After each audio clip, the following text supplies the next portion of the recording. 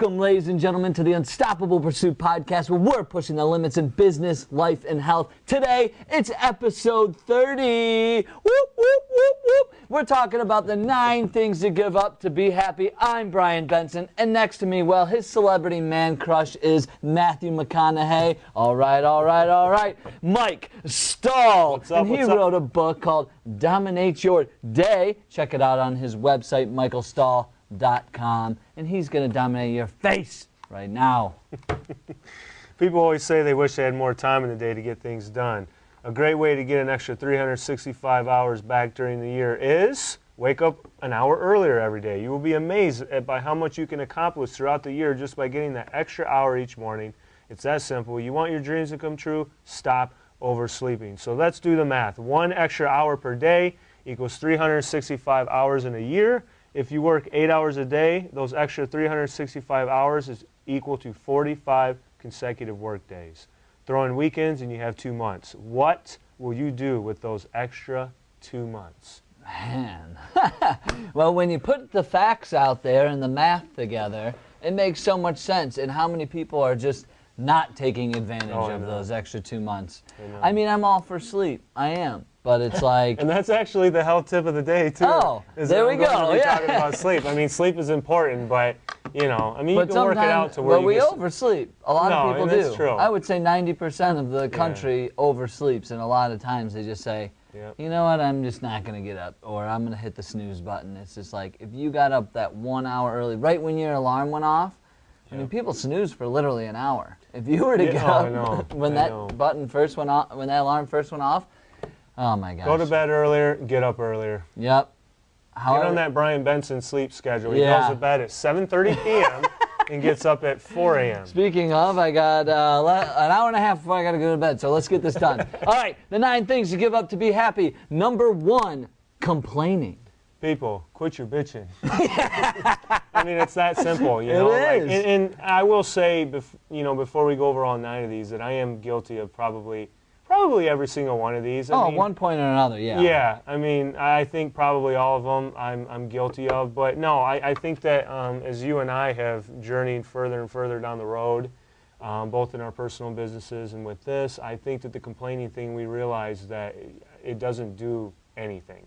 You know, and I think it's tied in with number 4 too, which we'll get to, negative self-talk, is that, you know, your words really do have power over you, you know, and the things that you say and you project out there, I mean, those words, like, you know, they will have a hold on you, so you got to watch what you say. So, you know, this would be my opportunity to throw in the No Complaint Project. Yes, complaintproject.com. Check it out. So that's my piece on that. Quit your bitching. Yes, I 100% agree. When you bitch, you make everybody else start feeling negative around you. We've talked about that before, and I'll say this, because my 97-year-old grandma said this, and I said this in the other episode, but every time I pick her up or we go somewhere or family outing, I say, hey, Grandma, how you doing? And she says, well, I can't complain because it wouldn't do me any good. Well, I can tell you right now, that's the best advice ever. Complaining does you no good, so just get your shit done. Yeah, and here's my portion for the teaser video right here, is that when you complain to others, 80% actually don't care about what you're complaining about. And the other 20% are glad that you have those problems. So shove that in your face!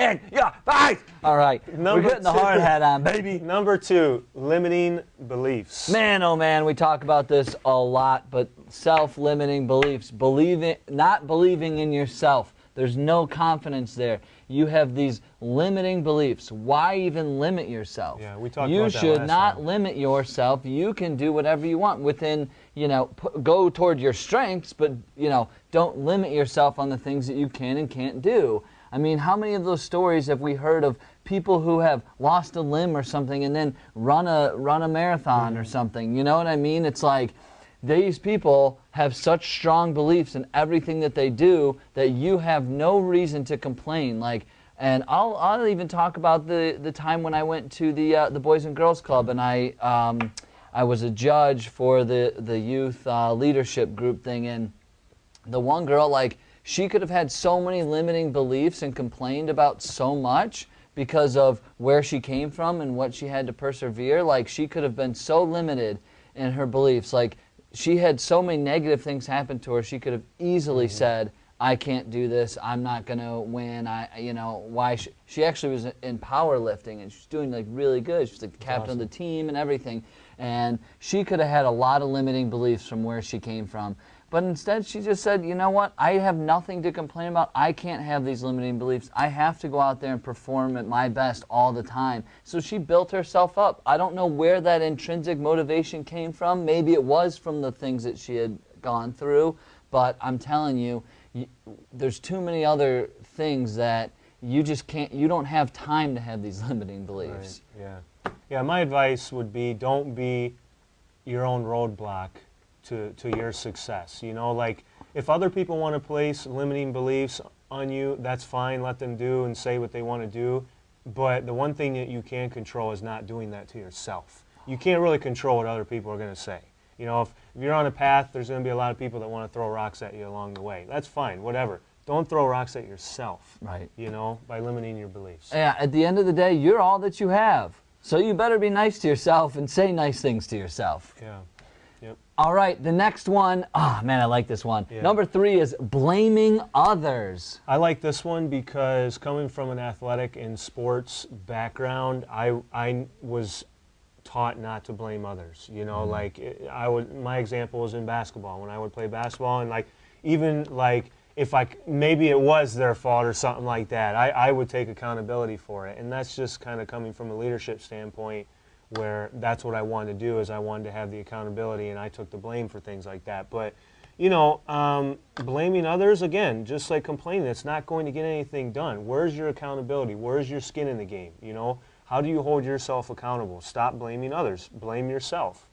Yeah, have ownership in what you do. Have accountability to things that you do.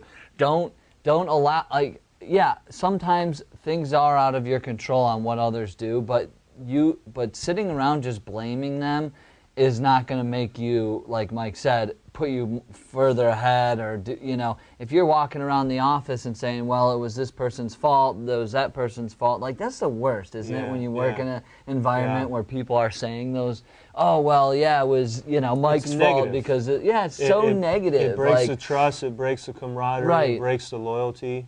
And if it is somebody else's fault, you know what? Have that conversation with them. Have that tough conversation with them and just say, look, what could I do better so that we don't have a mishap next time, or the miscommunication, wherever it fell short, you were probably part of that equation at some point or another. So you need to take ownership of that, and you need to just understand that you are always part of that equation. My example to that would be if I let Brian borrow my Lamborghini Aventador. Yes. Okay, we're talking like a $400,000 car. And let's say Brian, pedal to the metal, goes and crashes it into a tree. Yeah. Now, the question on the test would be, who is to blame?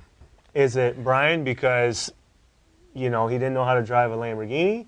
Or was it Michael's fault that he allowed Brian, in Michael's knowledge, knowing that Brian's not a great driver, that he allowed him to take the car in the first place? Whose fault is it? Well, the answer is C, all of the above. Yeah, right. Brian sucks at driving. Michael should have never let him take the car out in the first place, okay? But you know what? What you mentioned right there is the fact that sometimes the leak is further up the hose than you think. And sometimes you have to go and find out where that is and patch that. Many times everyone looks at where it's coming out, you know, where the outflow is, but there could be a leak or a kink way up the line. That's a good way of putting it. I know. Wow! Number 4, negative self-talk. Oh man! All right, this is sort of covered in the complaining and the limiting beliefs, but negative self-talk. I don't care if you're saying it. I don't care if you're writing it. I don't care what you're doing. You do not need to say anything negative about yourself. Period. I don't care.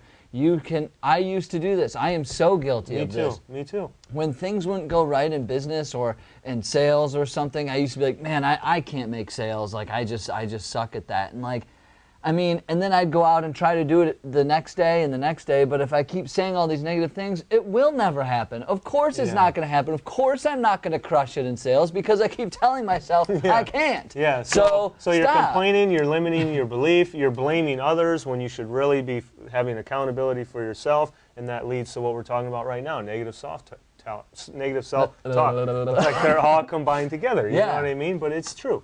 But I'm guilty of it too. I've done it before. I mean, I think we all have. We all get down on ourselves, and, you know? Yeah, and you may doubt yourself a little bit or whatnot. And there's also a difference between negative self-talk and maybe speaking honestly with your feelings and emotions, and maybe talking out loud in a form of constructive criticism to yourself, because I know that we've done that to ourselves as well. Not being negative, but just like talking our way through the situation. Yeah, and being out loud. Saying stuff like when you get something wrong, it's not like, oh, I suck. It's, oh, I'm learning. You know, it's I'm learning to get better at that. I'm learning to be better in sales. I'm learning this. Like saying positive words, constructive criticism to yourself rather than that negative self-talk. So, all right, number 5 is dwelling on the past. Oh, man. Take it away, I had the Mike. same reaction too.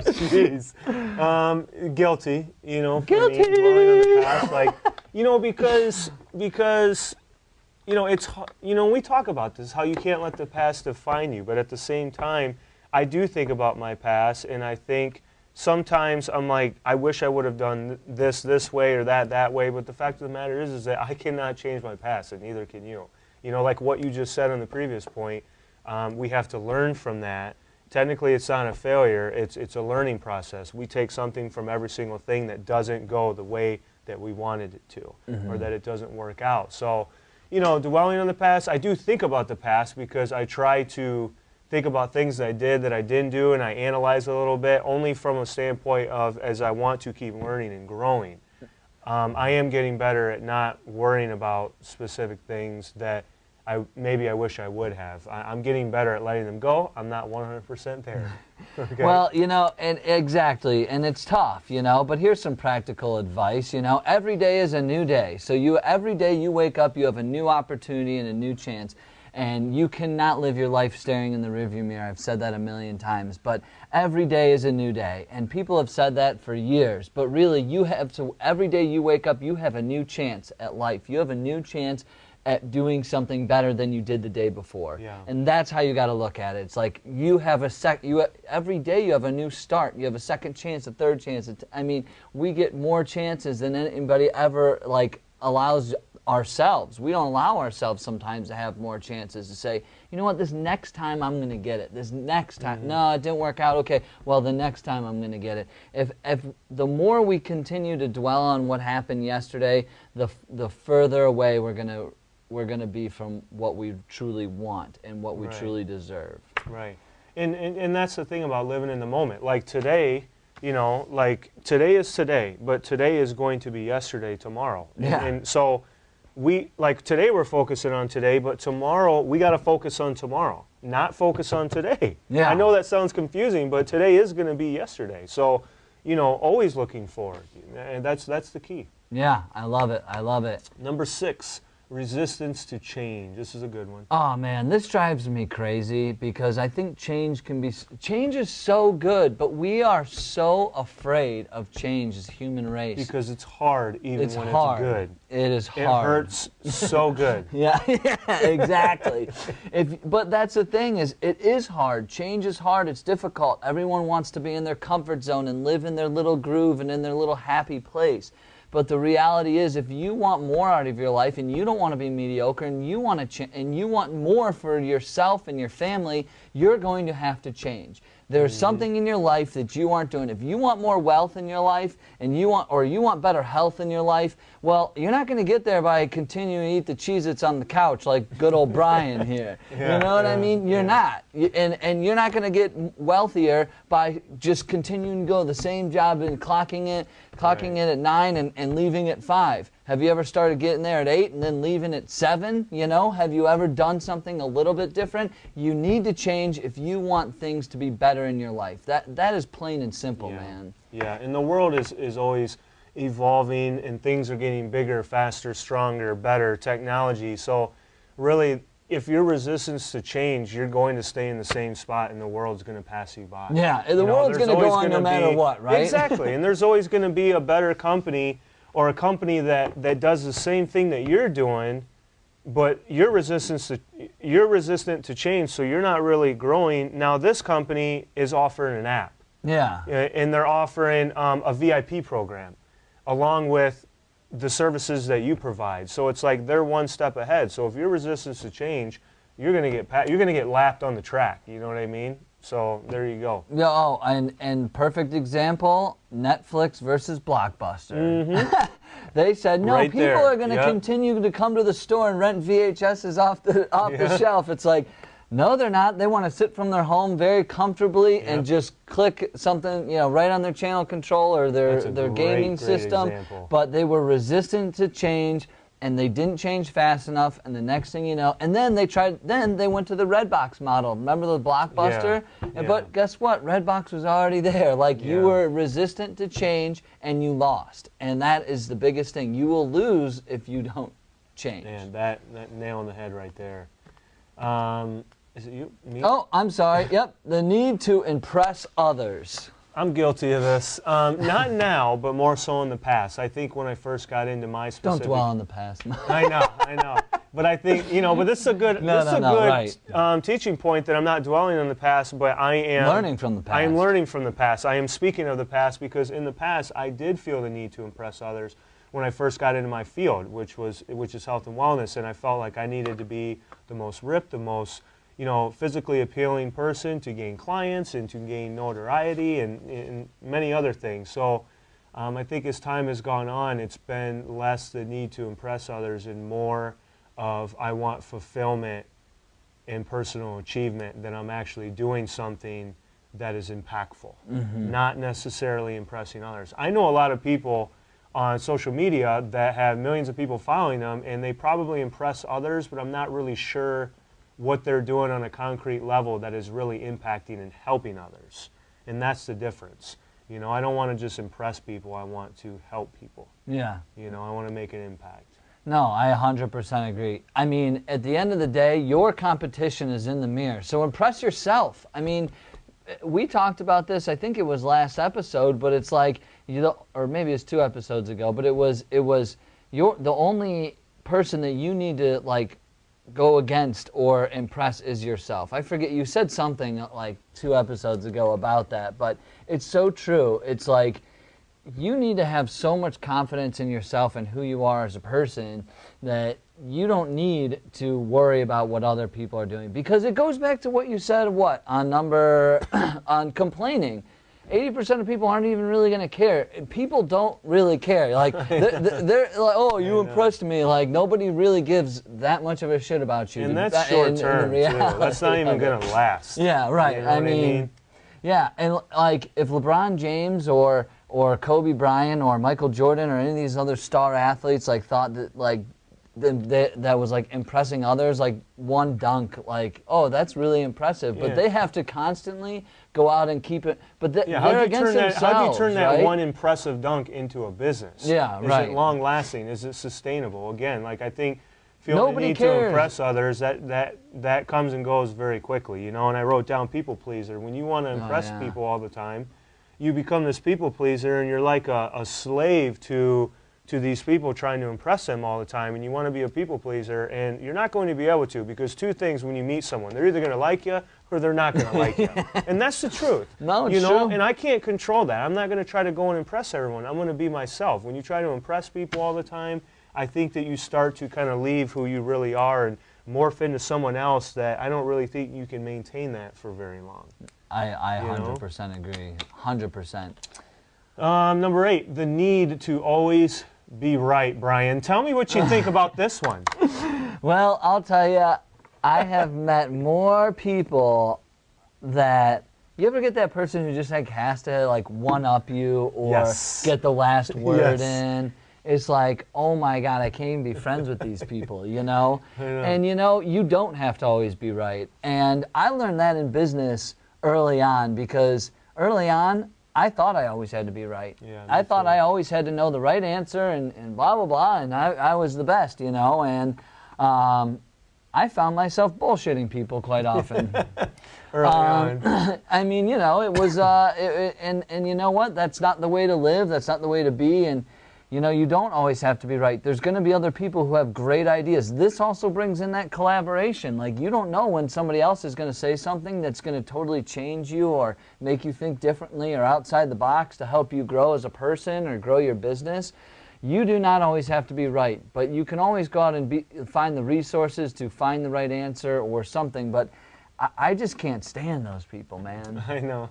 And you know, what's easy for me is, and I'm guilty of this in the past, but now when I know I'm wrong and I admit and I say you're right, I laugh about it because I can laugh at myself about that and kind of make a joke out of it, which is like, you know what? You're right. I'm wrong. You know? Like, no, seriously, you're right. I'm wrong. Like, and then you laugh about it. You know, like you can't take yourself too serious when, you know, when you want to always be right. Don't take yourself that serious. Like, laugh about it. It makes it easier to admit that you are wrong. Yeah. You know what I mean? Even though you know you're right. But I've had those moments, though, where I thought I was right, and then somebody else says something, and I'm like, oh, you're right. You're right. You're right. Yeah. No, you're right. You know, take a lighthearted approach to it, because you're not always going to be right. You know? I always go you're to ignorant if you think that you're always right. That you know everything about everything. You know, like, my expertise is in health and wellness, but I don't know everything about everything. There's people that could run circles around me, you know? But at the end of the day, I'm right and they're wrong, so it doesn't matter. You know what I mean? Well, it's so funny. Like, we've had those moments, you and I always come to Mike with crazy ideas, and, oh, we need to do this, we need to do that. And then he's like, dude, we got to scale it back, and we got to grow, like, one by one. Let's stick to the podcast, you know, and blah, blah. And I go, oh, you're right. Like, I thought I was right, but I was wrong. He was right. Mike was right. He was right. All right. Right on. Number 9, the need for others' approval. And this is a big one. I mean, it kind of goes with number 7, but yeah, and you know what? And one. for me, it kind of goes on number 5, dwelling on the past too, Yeah. because you know, I think about this, the need for others' approval, and I'm guilty of this in the past because I have made decisions in the past that I based off of whether or not I would have the approval of people. Like, honestly, like people back in my hometown of Clyde, like I would think like, well, how would they feel about this? Like, would I get their approval? I should not do that. I should do what I feel is best for me and my family and my close friends and my business partners, you know? Like, I don't need everyone's approval. I'm not going to have everyone's approval. And you know what? Those people that I was worried about their approval, well, I made the decision, and here I am. I'm going about my life. They're going about their life. We're still doing what we need to do. It's like it didn't even matter. I know. You know what I mean? Like, whether I said yes or no to that particular situation,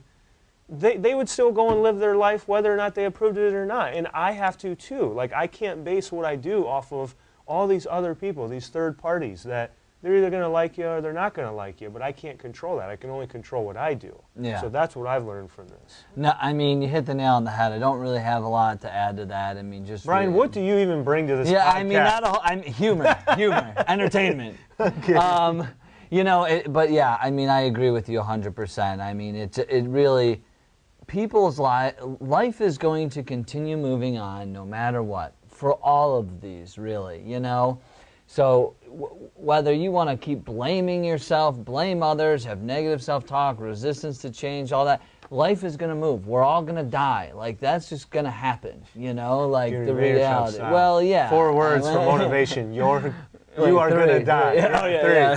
3. You're going to die. Yeah, I mean, but it's true. It's true, and at the end of the day, like you said, you can only control you. And so the need for approval from others just goes out the window when you realize, when you have that self-awareness and that realization where it's just like, wait a second, I'm in control of me and my life. I need to do what I need to do to be successful. Like, I need to do what Brian and his family wants, right, not what anybody else thinks, because they're going to do what they think is right for them. Yeah, so and you're not holding yourself accountable specifically to your desires and dreams if you're needing the approvals of others. Like, if I needed the approval of my, let's say, all the people in Clyde that I was worried about, I just made every single person in Clyde my boss. Yeah. Like, I need to report to them. Boom. No, I report to me. And for example, for you, like with InspireLink, like, if you needed the approval of everyone else about InspireLink, it would not be where it's at or where it's going to be, which is going to be amazing in the near coming months.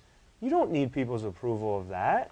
You know what I mean? You don't answer to them. Yeah. You answer to you. You answer to your wife, your family. It's like the need for the approval of others is, again, you're going back to being a people pleaser, and you're allowing others to control your destiny. That's not the winning formula to success. Right. No, I agree 100%. And I just want to reiterate that when you have the need for approval from others, you are making everybody else your boss. And by the way, I was not complaining just then and there, which is number one. I was lecturing.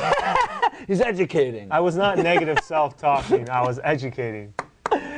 All right, ladies and gentlemen, we're going to dive into the challenge for today. I think that it's just so important. So as far as resistance to change goes, I know it's hard, so I'm just going to keep this nice and easy for all of you to choose one of these 9 things. So you need to give up one of these 9 things for 30 days. And if complaining is one, you can go to the complaintproject.com. Thecomplaintproject.com. It's a 21-day challenge to give up complaining for 21 days. You'll get emails. It's a great site. But yes, I want you to pick one of these: complaining, limiting beliefs, blaming others, negative self-talk, dwelling on the past, resistance to change, the need to impress others, the need to always be right, or the need for others' approval. Give up one of those 9 things and do it for 30 days. You will be thanking yourself. Health tip. The health tip of this segment. Now, I know I opened with the idea of waking up an hour early and getting 365 extra hours back, but as important as that is, it's also important to get 6 to 7 hours of sleep. If you could get 8, that's great. So then you would say, well, Mike, I got to wake up an hour earlier. Rearrange your schedule. Do whatever you got to do and structure it so that you can get those 6 to 7 hours of sleep and still wake up an hour earlier than what you're normally accustomed to, so that you can get a head start in your day. I don't want to keep it short and sleep, but obviously when you have a bad night's sleep. Short and sleep? Did you say short and sleep or no, short and sleep? Oh. Yeah, I'll keep it short and sleep.